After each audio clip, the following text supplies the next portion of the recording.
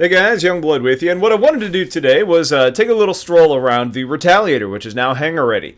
Now, for those of you that are keeping track of my personal fleet, I do not have a Retaliator. I had a clanmate that was willing and kind enough to share his with me to take a little bit of a look. So, today we're looking at the Retaliator, and this is yet another phenomenal Aegis design. Aegis is by far my favorite ship designer, not only because we have a lot of Aegis ships to choose from, but all of them seem to be really, really cool looking. I mean, it's just kind of a blanket statement. You know, my favorite looking ships in the game are the Aegis ships. Now, everybody's going to have a different opinion, but it's got a very long, sleek look to it. You know, the vertical takeoff and landing thrusters are very kind of interesting looking. It kind of gives a little flair to the ship overall. But you're going to notice you've got several of these VTOL thrusters that are kind of dotted around the ship. Now, it's kind of weird to me to see that they're landed facing forward, when the ship's on its landing gears. You know, you can tell that they've got room to pivot upward, which kind of makes sense. But what I don't think really makes a whole lot of sense is, in a general standpoint, you would think the less movement possible means less wear and tear, less breakdown. So I'm a little bit surprised to see that when the ship's landed, they're not stored sitting upward. Maybe there's not room for it. Maybe they slowly rotate as the landing gear comes down. Since we don't have the animations, I can't really tell. But that's kind of a minor confusion point that I guess will make more sense when we actually see the game being played, or whether that's something that minor as those going up and down isn't really going to impact things like wear and tear. The ship, again, has two TR5 engines on the back. And in the brochure, it says that the kind of intake-looking things at the front are actually retro thrusters. Good lord. Apparently my mouth is still on vacation. Anyways, it seems like if it can take advantage of all these little thrusters that are kind of all over the ship, and if it's got these big retro thrusters up front, that it might end up being a surprisingly maneuverable ship for its size. Again, it's one of those things we'll just have to kind of wait and see.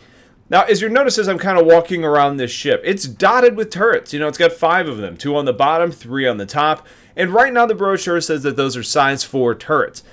Stay tuned a little bit later in the week. I'm going to be doing kind of a breakdown on the new turret and gun size configurations. But I've also read and seen other places where people have said that Robert said that it's going to be size 6, which would mean that you could use size 2 weapons on here instead of size 1.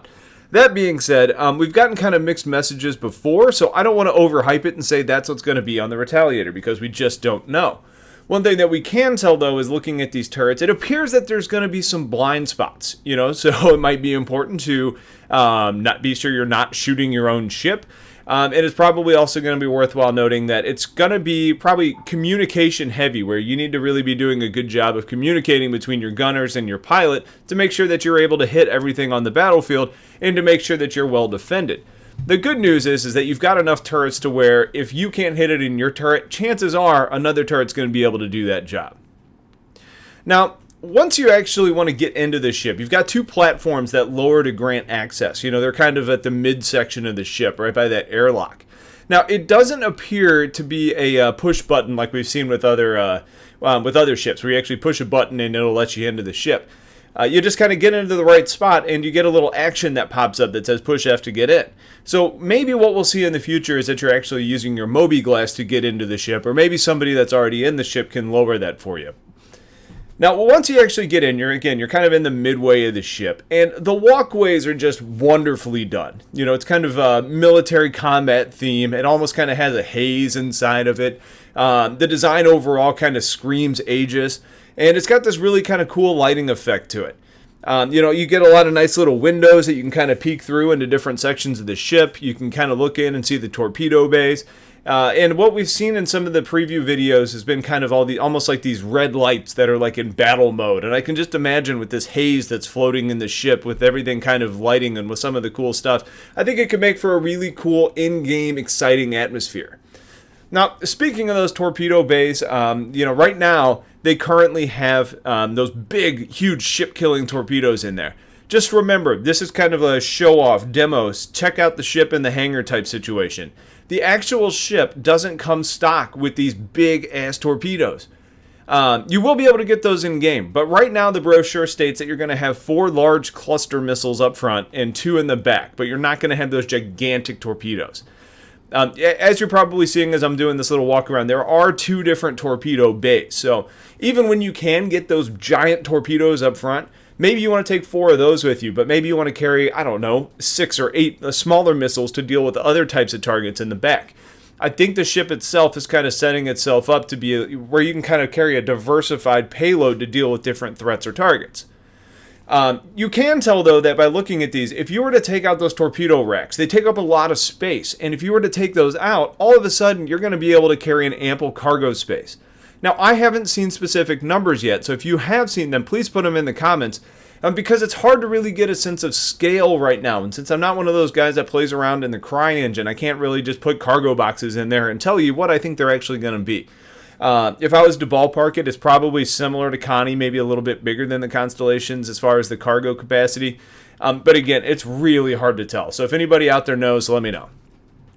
Now, there appears to be 2 sleeping quarters. On the lower level, you get kind of this larger room, which appears to almost be like the captain's quarters. You've got a bunk, you've got a little living area, a little space to move around. And then on the second story, or the second level, I guess I should say, there's a crew area, and it looks like you got 6 more bunks up there. And what's really cool is you can almost imagine, right after you wake up, the ship's under battle, or maybe somebody's trying to board your ship. Right outside of that crew area is a little armory. You can see all the slots where the weapons could go. So all of a sudden, somebody hits the sirens, you're waking up, you're running out of your ship or your bunk, you're grabbing a gun, and you're going to the area that's under hostile, threat. It's a really cool design, and I like the way they did that.